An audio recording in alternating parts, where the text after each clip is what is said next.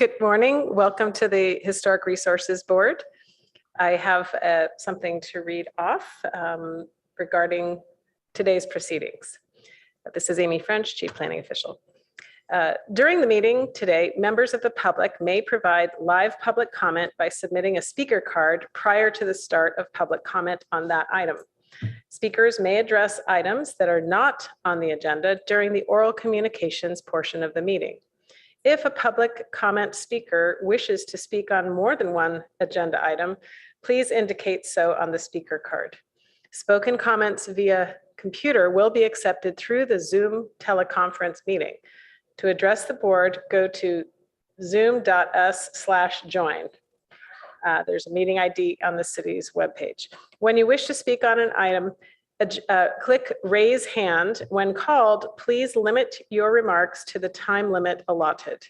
Spoken public comments using a smartphone will also be accepted through the Zoom mobile application.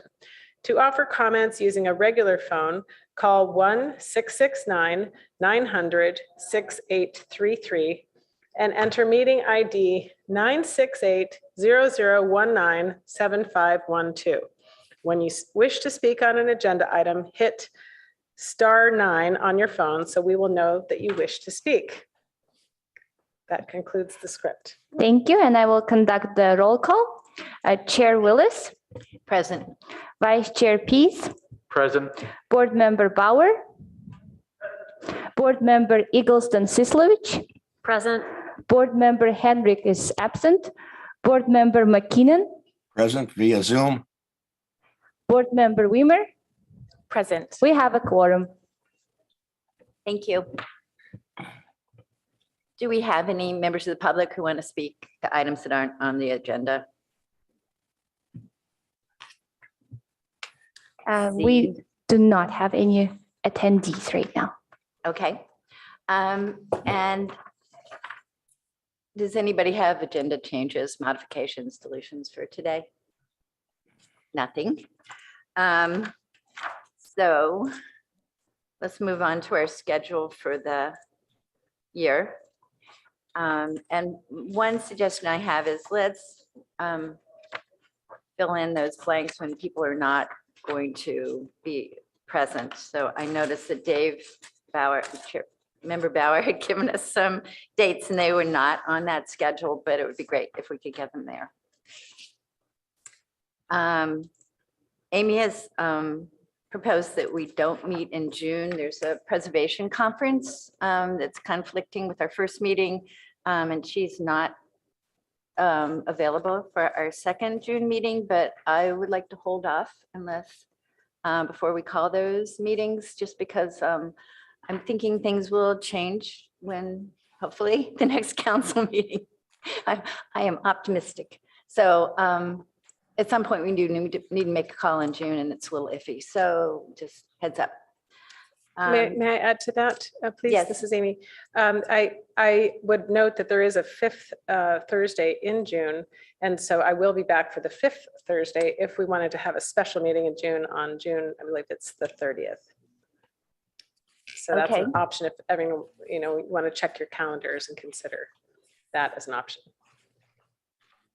Perfect. Anything else?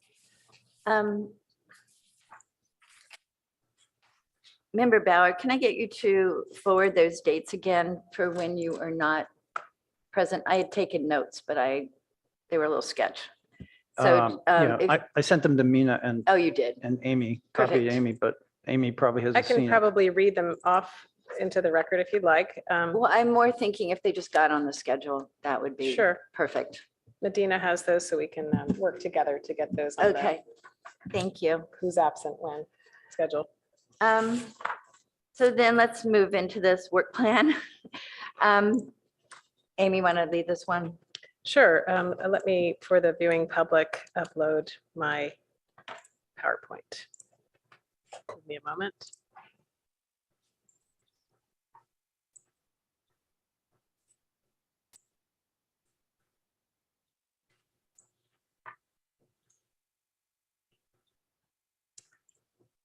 Are people able to see this? Thank you. So it's actually, Sorry. we began this conversation at the retreat end of January and had a further conversation on February 22nd. We're back. One thing I would like to note is there's, after our second meeting on this, a new format was brought forward. And so, that's more massaging of data. So I started working on that this morning. And there's a lot of, the HRB has quite a bit of additional information about our board with the expertise that we bring with the membership. And so anyways, you'll see as an example, I'm having a hard time squeezing that into the kind of seemingly inflexible format here. So I'm going to work further on that and do some abbreviation. But basically this is the new format that has, I'll show you here, for instance, this format has, wants to talk about the activities accomplished and timeline and resources needed. There's quite a bit more than what we worked on the last two meetings. So that's going to be some additional work. One of the things I did bring up at the last meeting, I believe, was this prior year accomplishments that we want to write down what the accomplishments were for each goal and objective and activities that supported this.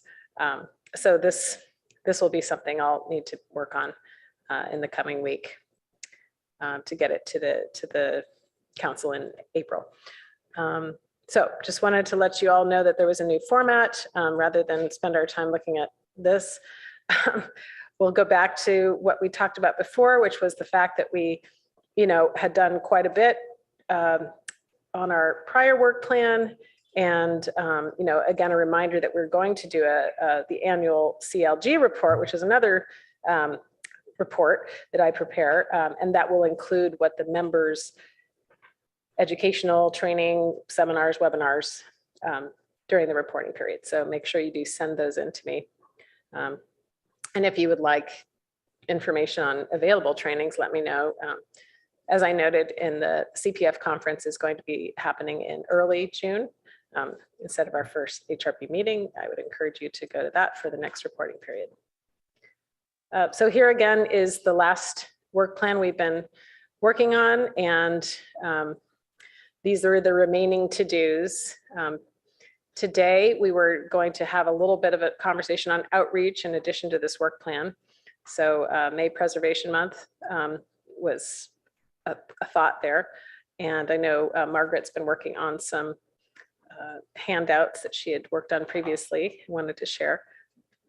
So these are basically what's left on our current work plan.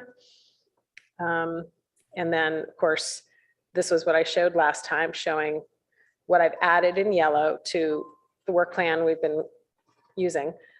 This would, with hopefulness that the council would approve the work plan to begin this comprehensive plan implementation 7.1.1 and give us the funding that we need to accomplish that.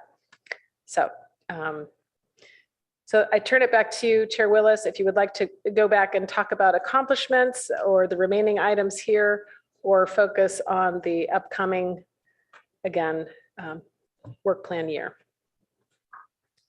So I think it would be good to start with reviewing the year we've had. I know Alyssa doesn't count, but being new to the board, it's a little hard for me to focus on, how we have what we have accomplished this year.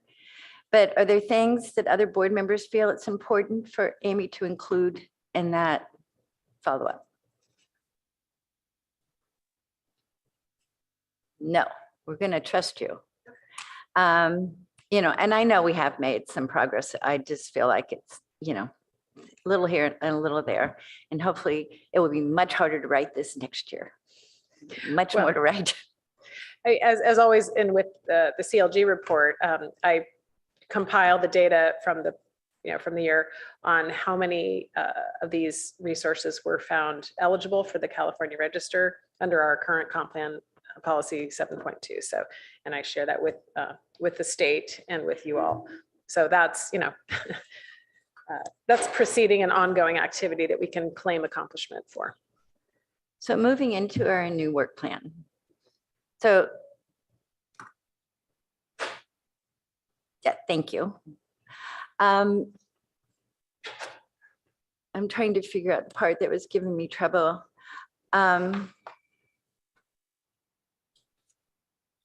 So it seems ambitious to reassess our historic preservation ordinance. I'm just wondering if there's anybody who could help us frame that before it got to the last half of the program year. Because I just feel like it's kind of a broad swath, and maybe it's just somebody, maybe it's just each of us compiling ordinances that we liked from other places. But I feel like if we're gonna tackle that, we need to actually have a lot of pre-work before we get to that point, I guess is what I'm saying. I'll just comment to say that the goal or the policy is to reassess the ordinance's effectiveness.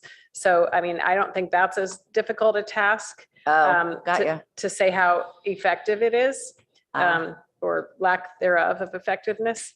Got So you. that's something I think we can do and point out Okay. where it's, could be better. Okay. Yeah, you're right. Okay. Yeah, it was the reassess was a little broad for me, I guess.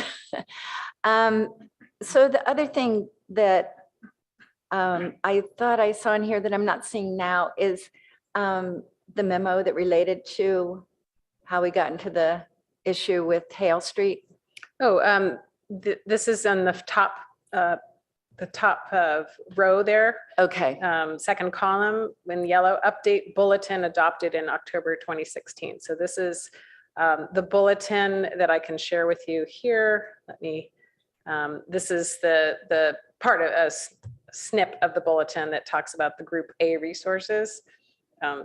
This is the bulletin that the October 2016 board approved for use, and it was on the webpage for until we adopted a new comp plan at the end of 2017, in which case this made some of this subject to change. And so it was pulled off the webpage. okay. Well, I think off the webpage is a good place for it to be. I don't find it totally clear that I think there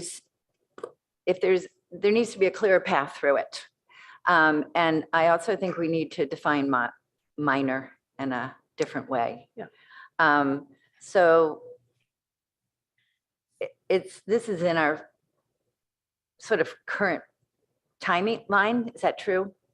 Yeah, so what I put here was for the first quarter of this, what I think is from April when the Okay, when the council is supposed to say yes to the work plans.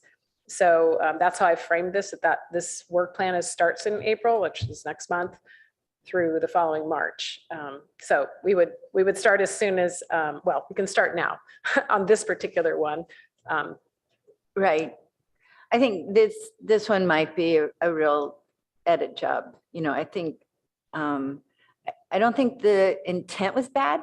I just think the execution is confusing. Yeah, I mean, I think it would be helpful to have the board have a discussion. Perhaps we can put that for one of the April agendas or even the second meeting in March, although I think the ad has already been placed for that. So maybe the first meeting in April, we can tackle discussion of this bulletin. And that would include developing a menu of what is considered minor and when something goes too far and should go to the board. I think that would be helpful. That sounds good. And I would suggest we combine with that to reassess the historic preservation ordinance. Because I don't think the assessment is going to be that big a piece. I think the bigger piece is going to be consider implementing additional historic preservation measures. I would respectfully request that, because I have something else listed for the first quarter, which is let's hope the council provides resources on March 21st. And then we have our big task, which is policy L11. So I think that has been on our work plan for the Okay. past year as well.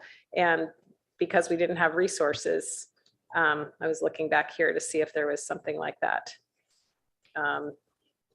Well, any case, I think we've been talking about how that's a key Definitely. because of SB9 and everything, that we would put that in high priority or highest priority. So I would respectfully ask that we focus on that one because that's going to be some staff work. Thank you. Mhm. Thanks for pulling me back. I had another question on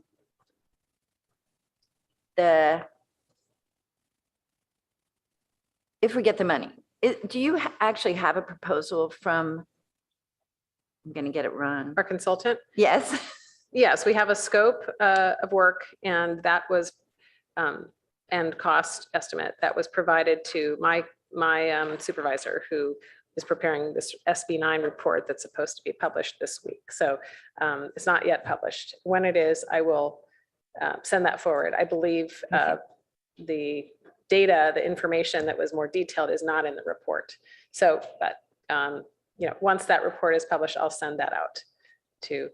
So you could send the data as a supplement to the report?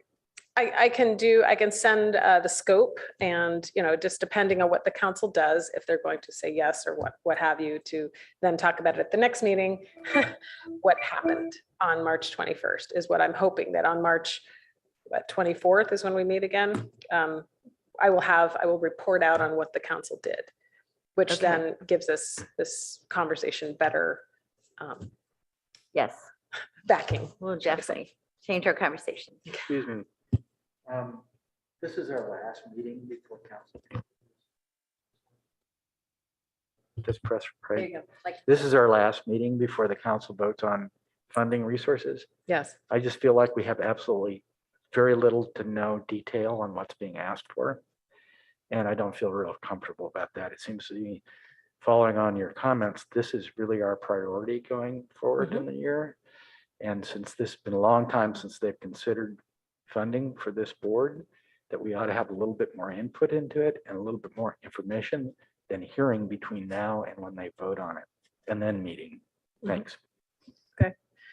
So I think what I understand is you would like a dollar amount to be known. I mean, I can tell you, you know, the estimate came back at something around $30,000. We would bump that up to include staff, you know, contingency, et cetera, bump it up another 10% or something, and ask for that. Something about under $50,000 is what we were, you know, hoping for. I think from my point of view, what I would like to understand is what exactly we can accomplish with that money. What is the work plan that goes with that? Right. So I can summarize that, which is, you know, that we would involve the consultant because of staffing, you know, not issues, that we would have them help manage the project. In other words, the outreach, which is the biggest piece of it, to talk with all of the property owners, to attend, you know, the consultant would attend all of the HRB meetings. I think we have 4 HRB meetings on the scope, and another 2 meetings for council, hoping that we can batch after the HRB talks about, you know, in 4 meetings, the 165, or, you know, minus the demoed resources. So that's what the scope entails. Outreach to the property owners using our consultant, and of course, working with the subcommittees and the board on that, and then having attendance at the HRB meetings where the HRB would nominate the resources onto the city's inventory, and, you know, discussion on which category to pick for each of these. And then the council meeting where the nominations are, I believe it's placed on consent calendar, but with a project that has this many, I think it's probably a couple of council meetings with a hearing, is what I'm guessing. So that kind of gives the overall. Were there other questions I can answer about that? Yeah, I'd like to know the detail of the outreach. What are the steps? Not just the money, but what is actually going to be done in order to implement it? So we can get a sense for how it would work and how the feedback might come and how valid it might be. Okay, well, let's see. Outreach to property owners would involve communication with formal letters that would be sent to each property owner saying, what this project is and, the council support of the project. And then likely a phone call with each property owner that will involve definitely the consultant that we're paying to do that, but could involve others such as the ad hoc committee. So you can weigh in and let us know if that's what you'd like. I mean, you can help craft what you think would be the most appropriate outreach. That's wide open as to what outreach could happen. So please do weigh in and let us know. Well, it is wide open, but it'll be constrained by the number that's assigned to it to fund it, correct? That vote takes place on the 21st. There'll be an amount of money budgeted for outreach. So whatever we decide or whatever is decided will have to fit within the context of that budget, Yeah. correct? I mean, I think if the HRB is willing to be part of that outreach and you're not paid for that work, we welcome that. So, to that extent, then we don't need to ask for additional money for help from the board. If you're interested in helping on that, we haven't done this before. Outreach to ask property owners or let them know that this is our plan to put them on the inventory, and it will mean that they're subject to the ordinance and restrictions of the ordinance. So well, I think a formal letter is a really good idea, outlining it in writing, and a phone call, personal phone call is a really good idea. Yeah. But what Thank you. about something like 1 or 2 Zooms where the receivers, the people who receive those letters, the candidate property owners can choose to participate and ask questions, etc. Something like that. I've been in a number of outreach programs from the city in different spaces, of course, and they've been a lot more comprehensive than I'm thinking this sounds at this point. Yeah, I would love to have input. If you can provide your ideal pieces of that, components of outreach, that would be very helpful. If you think that 2 Zoom meetings per property owner is what's needed. Well, I think it'd be helpful, and the invitee, I mean, the general public could be invited, it could be announced, but I see it as being targeted at the property owners, at the subject properties. And it seems to me, for flexibility's sake, you ought to have at least 2 because people have different schedules. I presume it would be not during work hours. And I don't know what the turnout would be, but it seems to me that's the best opportunity for those stakeholders, those property holders, to meet together and with the city staff and the board and whoever else is. Okay, so involved. I'm kind of gathering that this is not a Zoom meeting where we're presenting what the project is and entertaining questions. This is more an in-person. You said Zoom before, but No, I think it could be done remotely and not in person. I think people are sort of trained for that now, and it's much more Right. convenient and flexible. I'm just saying more than once, it allows people, it should be live, not just recorded. It may be recorded, but sure, they would get a presentation, but it also allows discussion and question and answer. So, and that's, you don't think of that as the HRB meeting? Because that's what I was thinking of it as, was these 4 HRB meetings where we have, coverage and it's recorded and people can come to the microphone. I mean, that's kind of how we're set up, is these formal HRB meetings where the HRB would be present. Is that? well, it makes sense to me, but I'm still sure it's a public meeting. It's open to everyone. I'm concerned about targeting specifically the people who are going to be asking to consider putting their properties on the inventory. Right. So I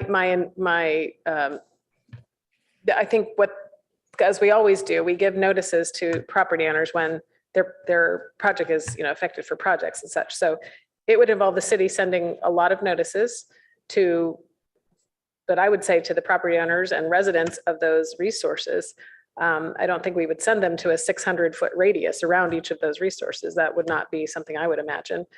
So what we're dealing with is, folks can come into the chambers and sit here, all of those property owners, or they can call in and we'll have an extensive, it was the Imagine number HRB meetings where this would all take place.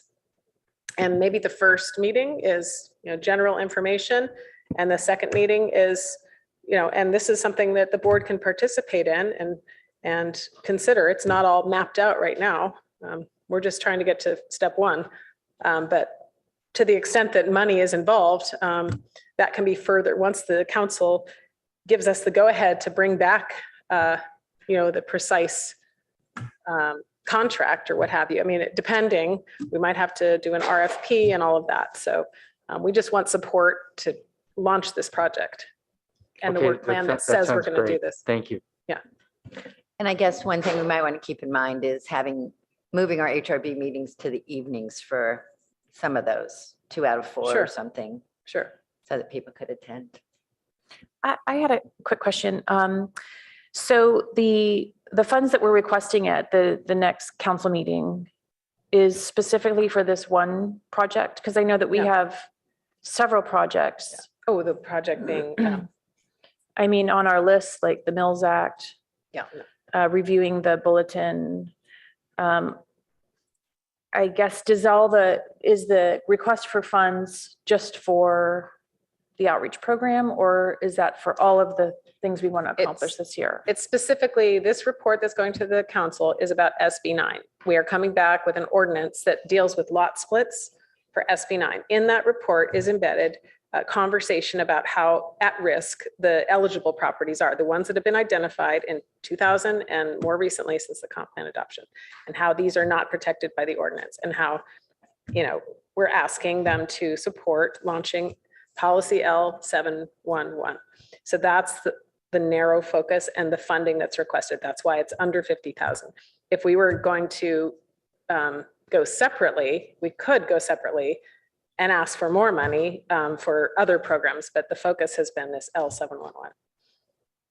I see. Okay, thank you. Does the scope of work for the consultant also include preparing things like a nomination form or like kind of any of the associated paperwork, or is that something that's taken care of elsewhere? Yeah, we don't have a nomination form. Okay. And so I'm trying to remember back if that was something discussed, but Kind of any part of the process, it sounds, would they be participating in that yeah, as I well? mean, I think And because we have a full service, this is our historic preservation resource is our consultant.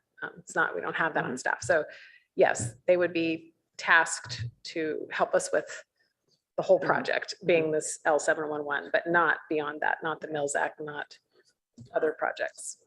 And then also, I'd just like to echo, I think moving some of those public outreach meetings to, evening hours or hours that are a bit more accessible for people who, are at work at this Yeah, time, yeah.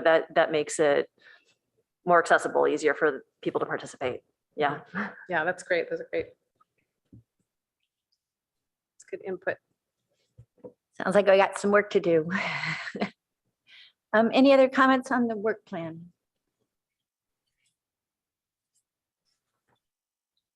And seeing none, I think we can move on. My thought is that I would like to talk a little bit about Preservation Week. I'd like to get a brief thoughts on the Mills Act. And what do you think?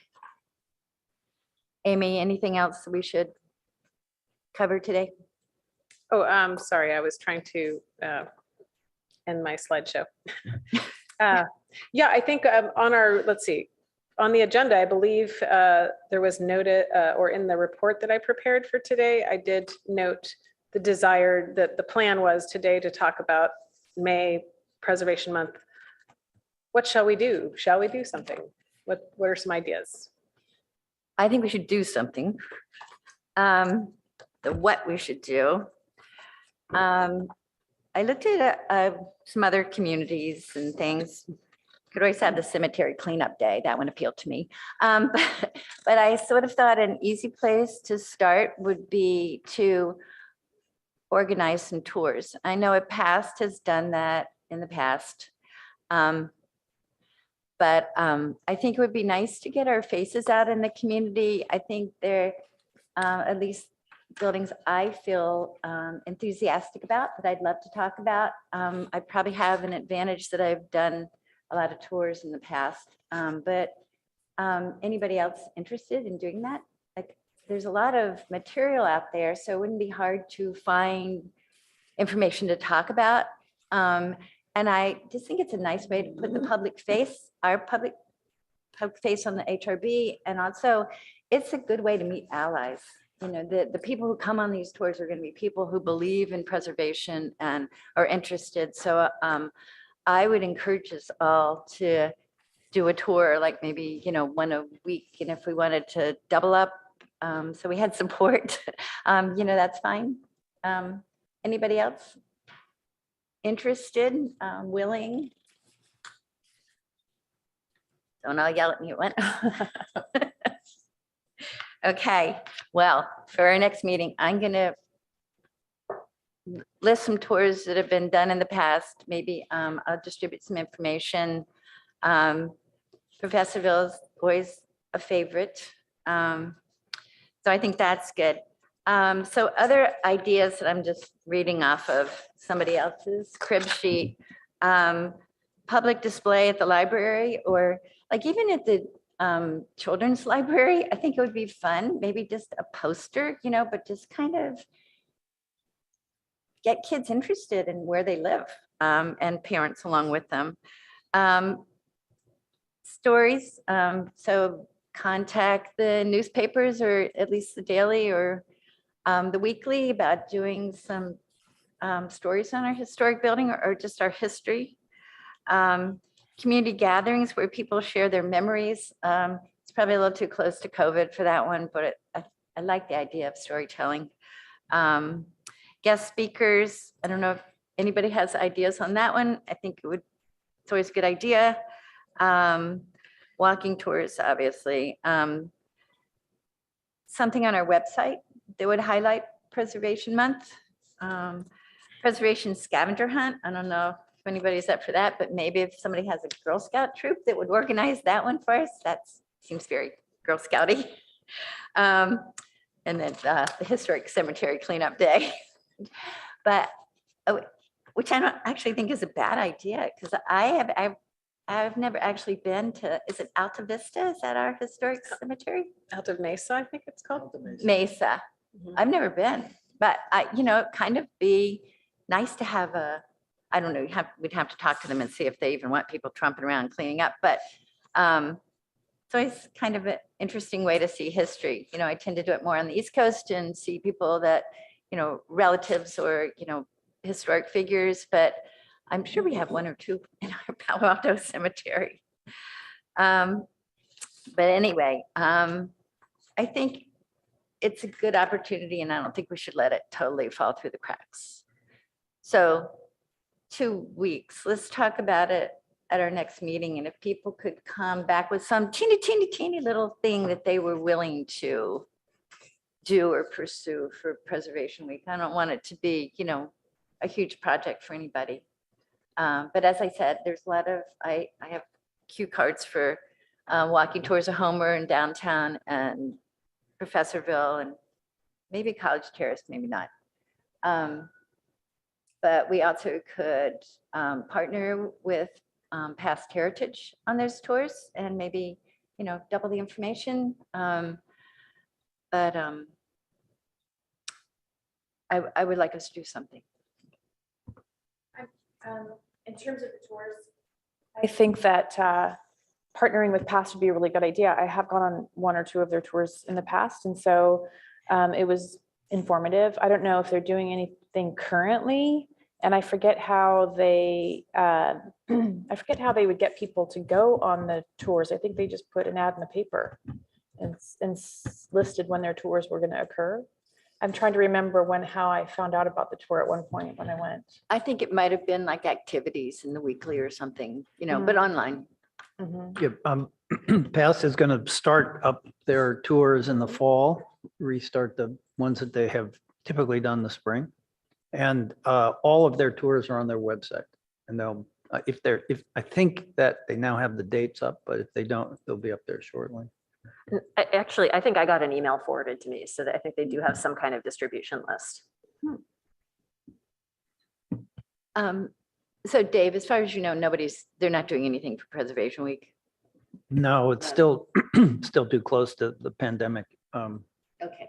And uncertainty about the pandemic has pushed those things out to the fall.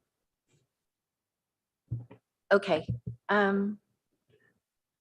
I will get together with Dave and maybe see how I could coordinate with the past board. I don't want to step on toes, but it would be great. I love their tours, but I just think it's an opportunity for us to have a different way to connect with the public, and we're going to need support if we want to go through with this year, our program, get things done.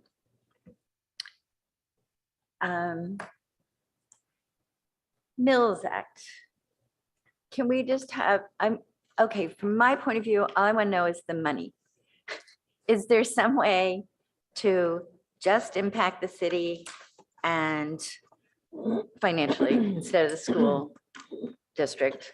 And when the monies are large, is there some way to limit it? Do we know enough about the Mills Act to answer those? I'm not aware of any community that does that.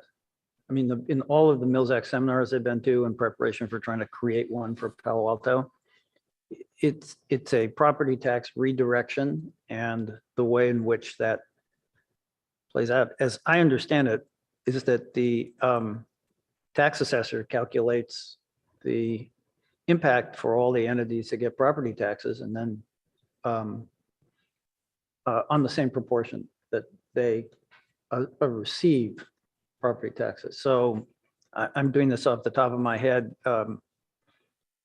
In 2018, I think that the school district got something like 43%, and then the state gets the next largest chunk. County gets some, and Palo Alto at that time got 9%. So if Palo Alto, I mean, the point of this is to share the burden.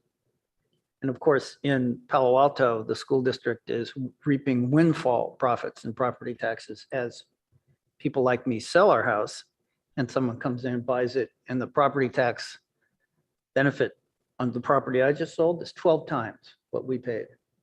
It's a really substantial amount of money. Yes. And I support strong schools. I went to Palo Alto schools for 13 years. My children did, my wife did for not quite that long. My parents, my grandmother went to Palo Alto schools. I am not anti-school district, but I would certainly like to see the school district use funds better than they do. That's not our discussion here. But I don't know of a way to create a system, a Mills Act system that doesn't conform to the state law. And maybe Amy, you could help on this. It's a state law we're implementing. So maybe you could craft it so only Palo Alto would, only the 9% that Palo Alto, or whatever that percentage is now, receives would be the fund, but that would really impact the city funds, and the city funds aren't unlimited. So I think everybody contributes, and it's for the good of history of Palo Alto. It's not, for one group or another. Also, let me just say one last thing. We'll create, and we're almost there. I mean, I think we really have the Mills Act proposal ready to be reviewed. The council has to approve every Mills Act contract. So they're the ones that are going to control the entire spending part of this. And it's appropriate. They're the elected officials. We're not elected. So I think that's the right way to do it. And that's the way other communities do it. So I guess my other question on the Mills Act is there a way to craft it so that the $15 million properties are sort of out of the conversation, and that the properties we're talking about that are ones that are really at risk? So that, I mean, I know there's always the decision at the end, and you can reject those, but I think it would be more diplomatic if we were clear from the beginning so that people didn't prepare an application and think they were rolling and take it to council and council go, no. Well, as we have, Margaret and I and Corey, Brendan Corey, created this in 2018. I think there is a limit on property value, but I'm not sure. Certainly could put one in. And the maximum amount of money that any Mills Act applicant could receive in 1 year is $150,000. And there's what Margaret and I have been working on is just exactly what would qualify as a Mills Act contract. And that's really the tricky part of it, I think. But, you know, we have a list and that's what board should review and discuss and modify. And there's certainly, I think, an opportunity to say if the property is worth more than X number of dollars, then it's ineligible. Although remember that if we get the council to approve this and put it into the ordinance, which is the ordinance, you don't want to box in the proposals so that, I mean, if people, so that 20 years from now, suddenly that limit would basically eliminate all Mills Act contracts. So I hear what I hear what you're saying. I'm just not sure how you get there, but I mean, I guess that's what we should talk about. Thanks. So any more general thoughts on the Mills Act? Well, I just wanted to mention that our efforts to reinstate or revive or implement the Mills Act was under a bigger effort to create some kind of incentive. And we identified the Mills Act as being an obvious incentive because we're trying to create reasons for people to preserve and protect their historic resources. And we felt like if people were given some incentive, then they would kind of get closer to what we're trying to impose or trying to suggest or trying to implement, which is preservation. And we just feel like a lot of people who have historic resources, maybe they just don't value it as much, but if there's some incentive for them to value it more, or even the incentive could be realizing how important their historic resource is. I mean, so we've always had that as one of our goals, is to create incentives. And we really sort of did a deep dive into the Mills Act, but so far we found out, its complexities, its limitations, and it requires a lot of extra work beyond, us implementing the program. It requires people and time and staff to manage it and work with the individual homeowners to tally their expenses and all that. I mean, I don't know, that's way beyond our scope, but I just wanted to mention that was our initial efforts in getting back into the Mills Act, was just to create these incentive programs. So, maybe the Mills Act isn't going to work. We've tried. I hate to say that, but I mean, we've put a lot of effort into it, but let's not lose sight of coming up with other ideas that might be incentive for people who own historic properties. Good thought. I support that. I mean, we do need to incentivize our community to keep it, especially people who are new to the community and don't really understand what they're coming into. The more information, the more knowledge they have about what they're moving into, it's going to help us, So If I could also add that currently there's only one Mills Act contract in Palo Alto that I'm aware of, and that's the Squire House. And there are no responsibilities or definition of what that, in this case, tax reduction would be spent on. And that's the purpose of having a Mills Act, a local Mills Act, is you tailor, they're actually called tailored Mills Act. You tailor your specific community's needs and you delineate the responsibilities of the property owner when those property taxes are redirected. And it's supposed to be a redirection. It's not a gift. So right now, it's a gift. And there are complications with the Squire House even beyond that. So it's important for the city either to have a Mills Act or not continue Mills Act contracts, because we're just not, we haven't had a definite, there's no definition here of what the city gets out of this. So I think that's what drives this issue. So in your work, have you defined some things that would be potential things for the city to benefit? Potential Oh yeah, benefit? it's virtually done, really. Okay. And Emily Vance, it's Emily's name. Yes. Sorry, difficult memory problems. She has done a very good job of putting together 7 pages of explanations, history, and the part we didn't finish in 2018 was the acceptable project list. And so I worked on that in December and January, and Margaret and I talked about it recently. So, as far as I'm concerned, I think it's ready for the board to look at it and decide whether or not you want to move forward with it. We don't have an application form because I don't know how to create an application form for the city of Palo Alto. I have no idea what would be required. I'm assuming staff would do that. So, as far as I'm concerned, we ought to start talking about this as a board, make whatever recommended changes that we think should be made, and then take it to the council.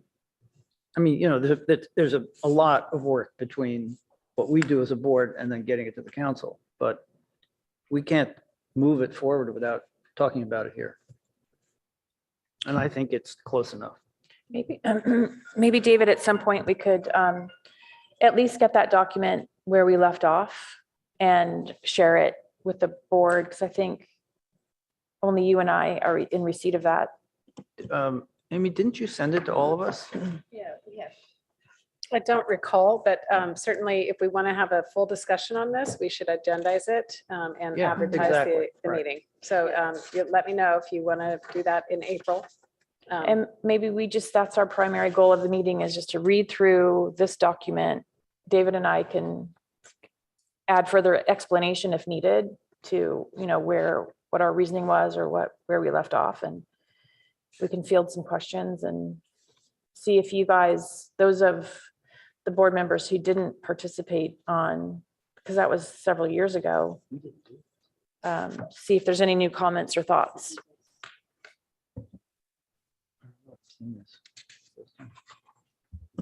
Okay.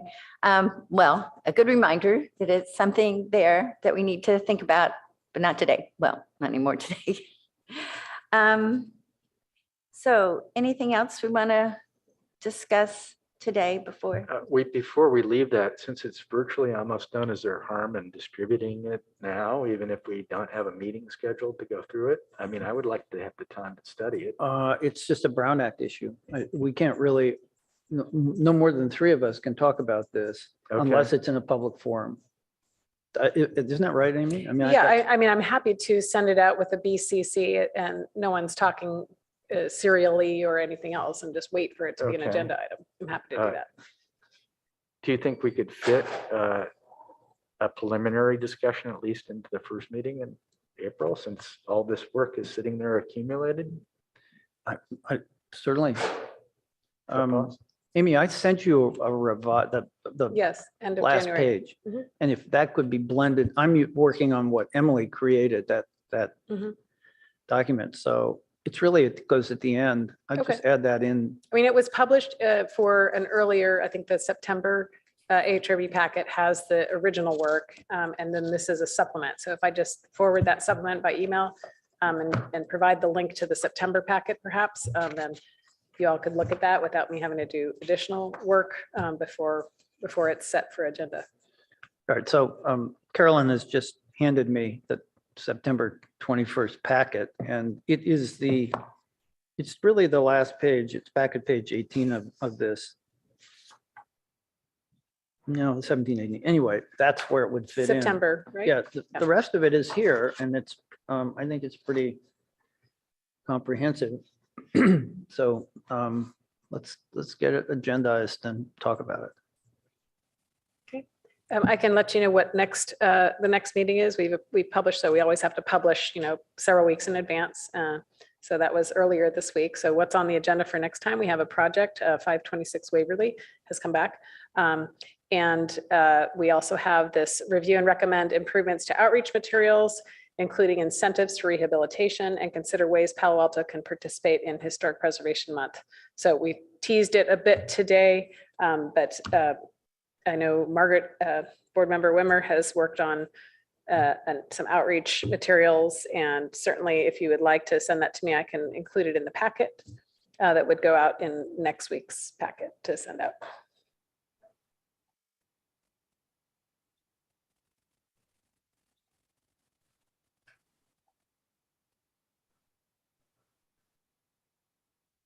Amy, what's the deadline that I'd have to send all that to you? Next. Let's see, the packet goes I out love next deadlines. Thursday or Friday, so ideally before Thursday or Friday to be in the packet. Monday or Tuesday then? Yeah. Okay. So if there's nothing else, let's move on to approval of the minutes from January.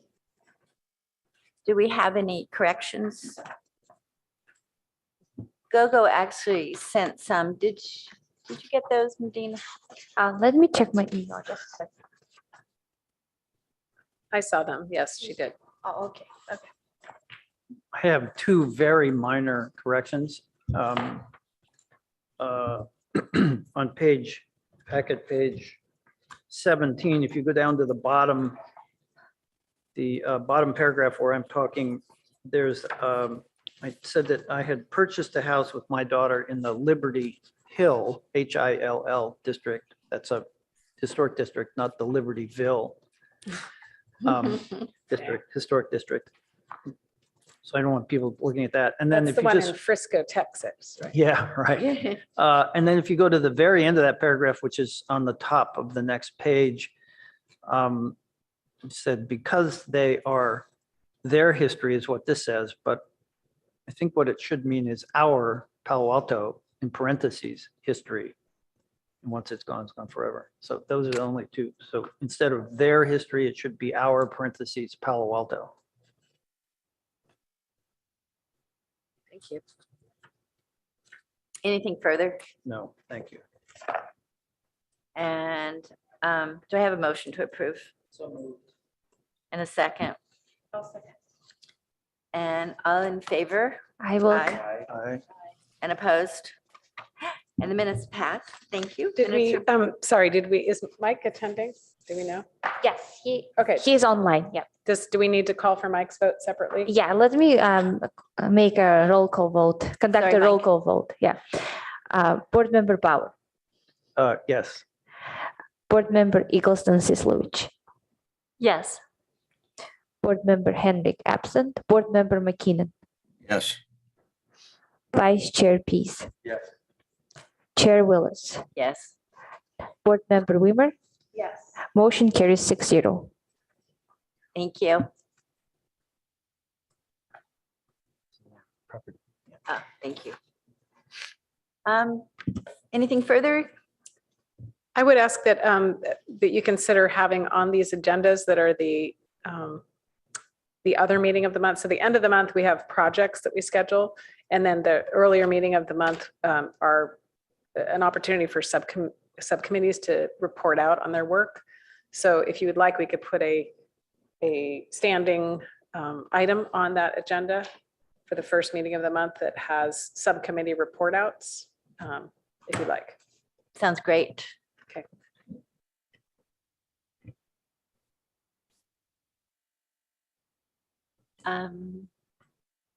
Do I need a motion to adjourn? Yes. And do I have one? Chair Willis. Yes. Board Member Wimmer. Motion carries 6-0. Meeting is adjourned. Thank you.